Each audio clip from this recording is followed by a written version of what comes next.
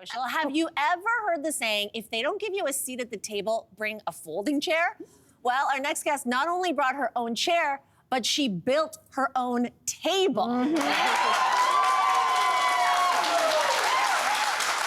Co-founder of 4 Brown Girls and co-creator of Blaxpo, which is a career fair focused on connecting BIPOC talent to industry-leading companies.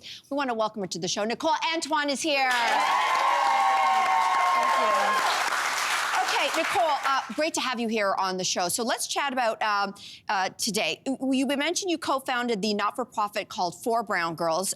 Tell us what your initiative is all about, and also take us back to how this collective started in the first place. It started as a conversation between women who were seeking unity, sisterhood. Since then, we've kind of departed around that and looking at how we can help companies connect authentically to our target audience, which are Black millennials, Black Gen Zs, in a way that resonates to them without feeling kind of like fake in that way. So that's what we're doing now for our peeps. That's so wonderful. I mean, sadly, we know there are still systemic disadvantages for employees of color at many workplaces. Can you speak about some of the challenges that BIPOC Canadians face in the professional world, and what specifically employers should be doing to fix this issue?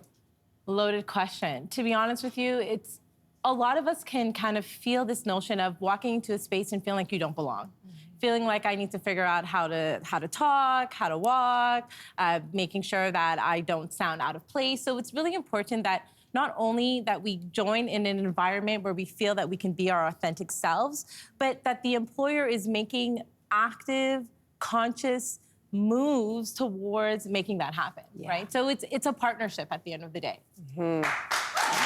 You talked about those connections earlier, about how, authentic, how important it is for us to feel that those connections are authentic.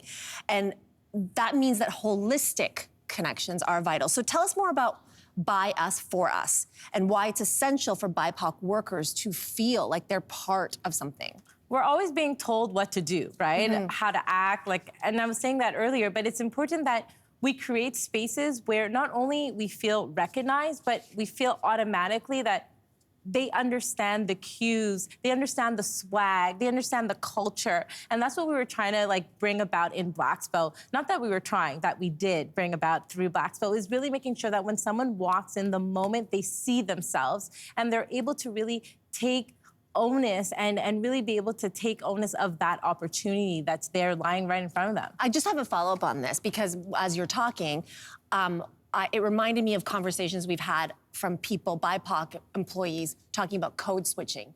So is this one of those opportunities where we can start to remove the need for people to code switch in those environments? Girl, 1,000%. Okay, got it. Even a million %. You need to show up as yourself, and it's to the advantage of the employer to have someone come up as themselves, because it impacts their bottom line. Got it. If I'm happy at work and I'm performing at work and I understand the target audience that we're targeting in terms of conversions and stuff, it helps the company. So we should be encouraging people to be themselves, no matter what the circumstance. Great, thanks. I mean, what you're pointing to, though, too, when we're talking about code switching, we're talking about this, it's a lot of emotional labor. It's a lot on the BIPOC employee. So how can employees of color work towards breaking down these barriers in a way that is both safe and fair and not, again, another onerous task? I like to switch that question around, because it's not on the employees to break down the barriers, because we're not the ones that put them up. The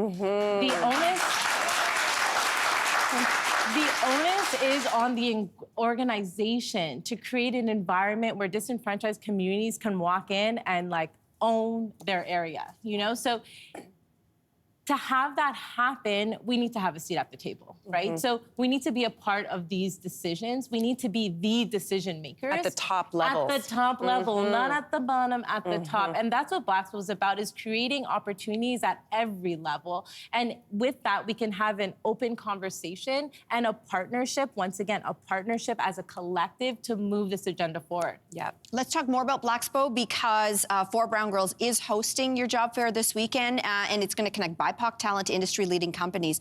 Tell us about how you can actually do that, connecting candidates, at this event to potential employers. So we have a matching platform. So almost like a dating app. You fill out your preemptive form on one end, the candidate does, the company does. And on the back end, we do all these matches based more than bottom line, based on values, based on company culture.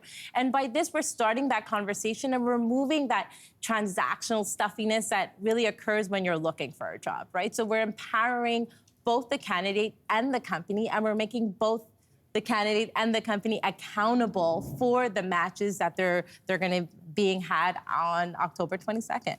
Oh, Nicole, thank you so much for bringing your full and amazing...